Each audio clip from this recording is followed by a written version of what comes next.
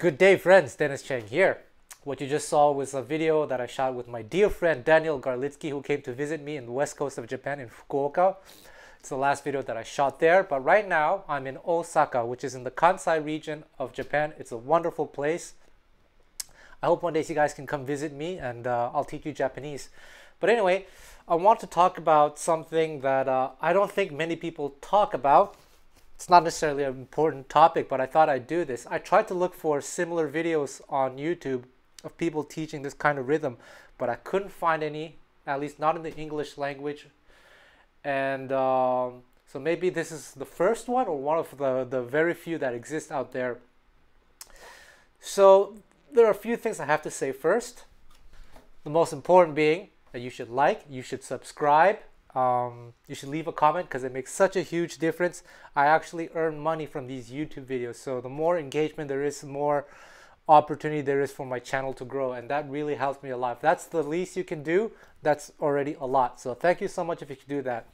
And what I'm going to talk about here today is kind of related to gypsy jazz, but it's something that working professional guitarists might be able to use. I have a gypsy jazz book that's available on Amazon. I think it's called Gypsy Jazz Picking Secrets. Look for that on Amazon. And there's an example in there where I actually show this technique, or at least the application of this technique.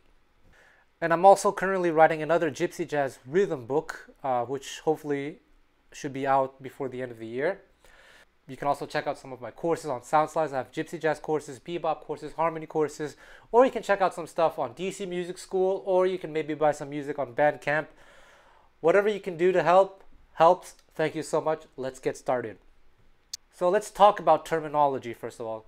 You know, when you make these YouTube videos, you have to find the right title to attract an audience. And I think Czardas is probably the best title I could think of to attract an audience, but it's actually a little bit misleading. There are certain disclaimers I also have to make. First of all, I don't consider myself an expert in Hungarian music or Eastern European music. Hungarian music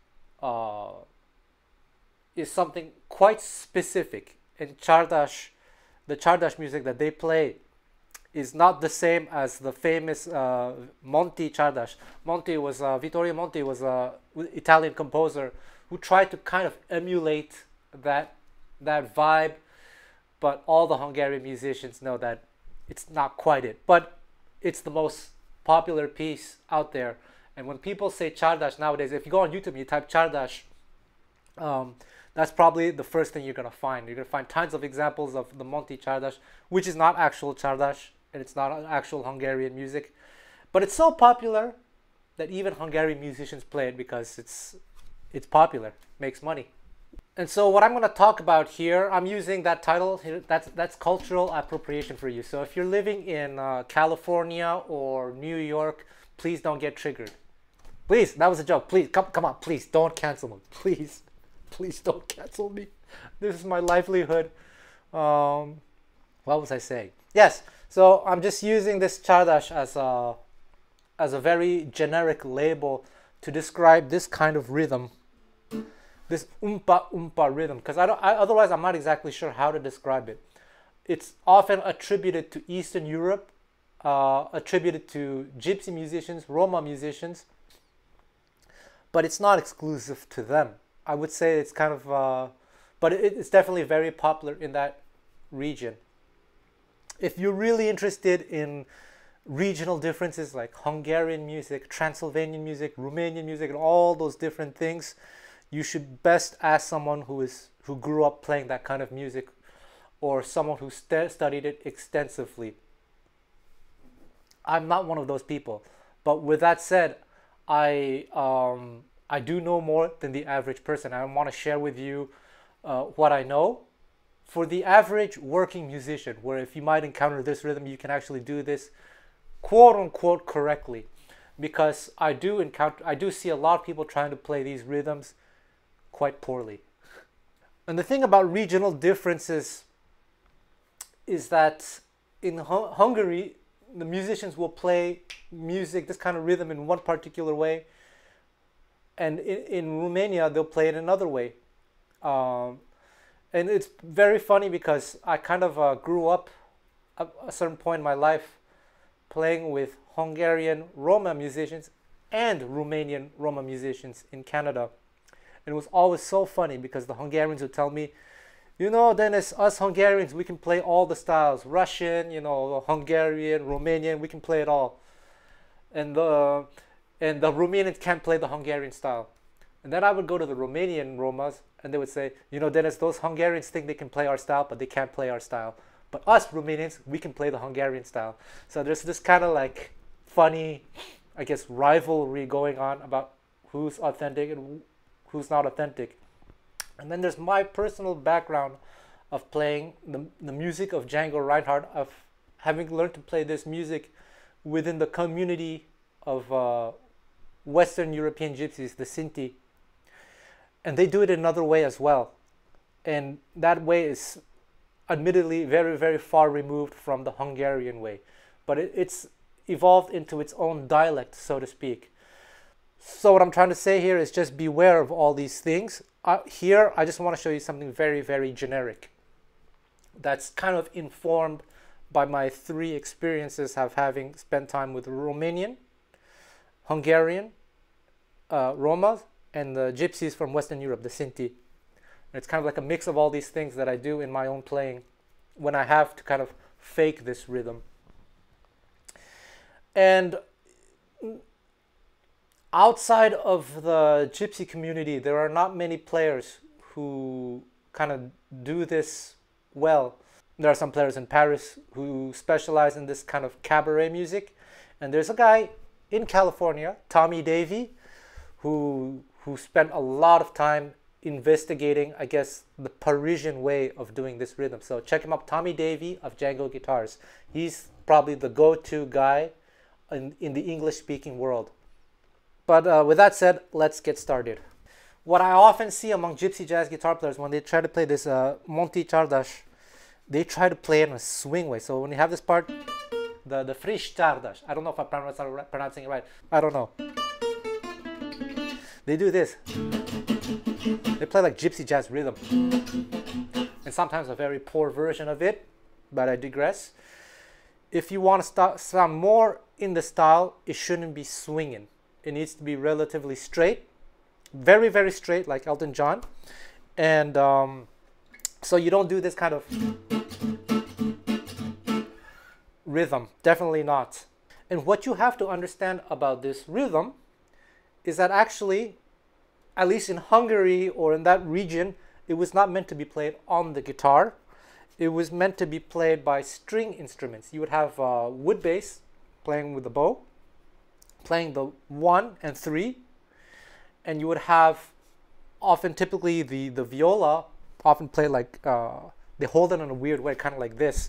And I think they had 3 strings, and they arrange it so that the bridge was flat, so you can do like triple stops or double stops very easily.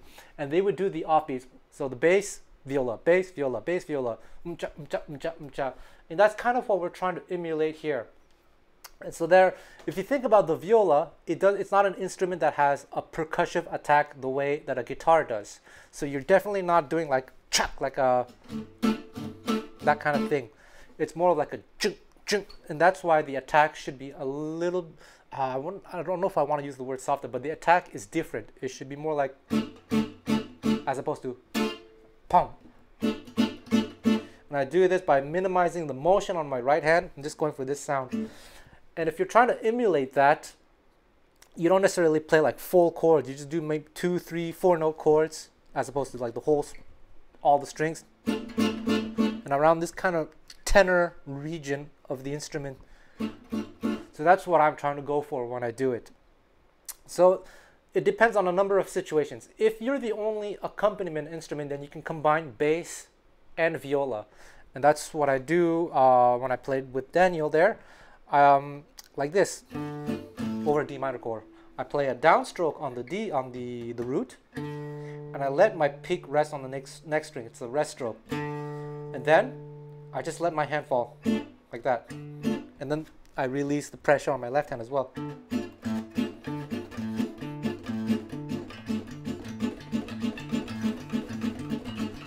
that's it. That's the rhythm.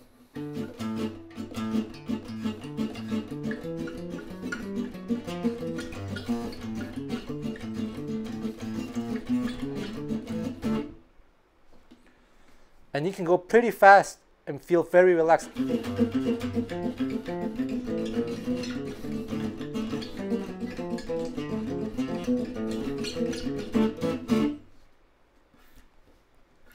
So there you go. Practice that. Check out my book, my Gypsy Jazz Picking book, for more examples using that kind of rhythm.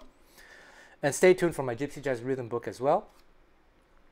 Now there's another situation. If there's actually a bass player in the band, so the bass player can take care of the 1 and 3, and you, as the quote-unquote viola, can just play the 2 and 4. The way I personally do it is, again, I go for these small strings in the middle, and to help with the time feel, I kind of do this with the left hand on the 1 with the bass. So 1, 3, 1, 3. And it's not as easy as it seems. You want to make sure that this is not too loud, so just keep it quiet. So let me show you an example of what that would sound like with a bass.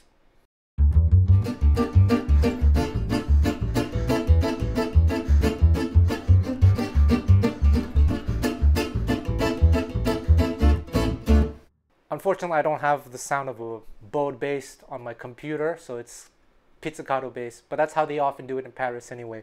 And I'm playing this song. It's a very typical chord progression. It's called Hey Rigo Rigo, Hey Rigo Rigo, Hey Rigo Rigo. And I played relatively simple chords.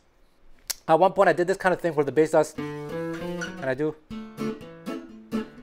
So here, what you want to watch out for is the timing, because people, myself included, I had to practice this. Like I said, I'm not a specialist, but I do know something.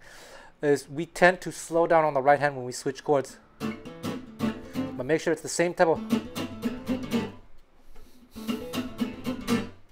I don't know if I did it right there, but just be careful of that. So that's one way. Some other people do it with upstrokes. And if I were to do that with upstrokes, I would do the same thing. Like on the 1 and 3, I'd do like a very light attack here.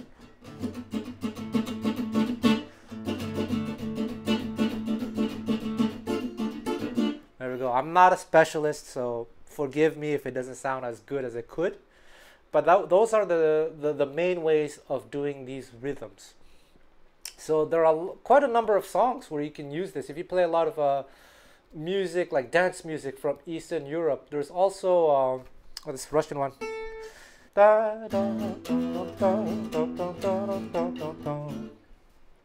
is it called? Kalinka.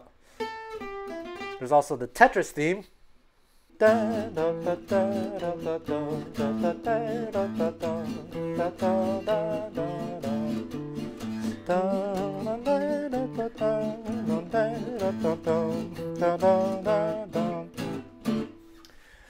And if you're really into this stuff, I learned a lot from Limburger, and there's a course on DC Music School. It's called Gypsy Songs, where there are lots of songs using these rhythms. And Cha is playing all the instruments. Since there's a bass, he will probably do like this kind of rhythm or other things too. So check out that course. And then there's a way of playing swing guitar with bass lines, which is not exactly the same because you want to have a little bit more of a percussive sound on the 2 and 4, where instead of doing this rest stroke thing, where you have more of a bounce with the right hand. So let's say.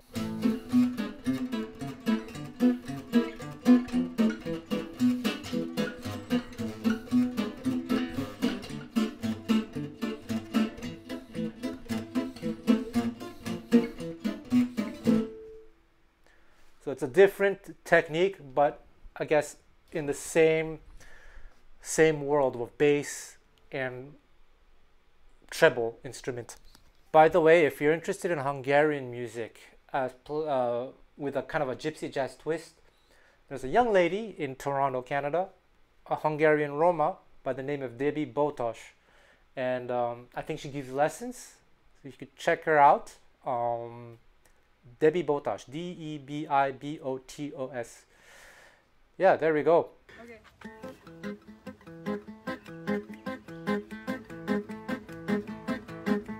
Zöld szalagú sokolopom, jaj, sárga csizmám puha, mint a haj, jaj, jaj, jaj, ri, megropog a járása, szőke asszony adománya, jaj, ri, megropog a járása, szőke asszony adománya, adós vagyok érte neki, jaj, remélem, hogy nem lesz semmi baj, jaj, jaj, jaj, mert a szerelemre kérne, csókra csókot adnak érte, jaj, mert a szerelemre kérne, csókra csókot adnak érte. Zöld szalagos a kalapom, jaj, sárga csizmám puha, mint a vaj, jaj, jaj, jaj, ri, megropog a járása, szőke asszony adománya, jaj, ri, megropog a járása, szőke asszony adománya. And if you want an English speaker or French speaker or German speaker, Dutch, Flemish, whatever, you can go see Cha Limburger, who, although he did not grow up playing this music, he spent so much time in Hungary that he's as fluent in Hungarian as he is in his own mother tongue. In fact, he considers Hungarian to be, quote unquote, one of his mother tongues as well. Well, he speaks at a native level, and he knows this music inside out. So you can also check out Cha Limburger.